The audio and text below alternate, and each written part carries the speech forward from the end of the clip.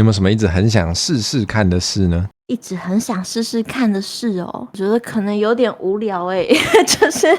我会想要去试试直接坐到一个我不知道的地方，搭捷运、搭公车，或甚至是骑脚踏车，随便乱骑，随便走进一个小巷子，跟陌生人讲话，然后完成自己的一天吗？因为我觉得我是一个太过于内向的人，然后我其实不太敢跟陌生人讲话，可是我发现其实我蛮喜欢这种没有目的地，然后活在当下的感觉。就是可能今天随意走进一间小店，你可能没有上 Google 评论看过，但走进去发现很好吃我觉得那样的惊喜感跟你真的去看了 Google 评论以后，然后你觉得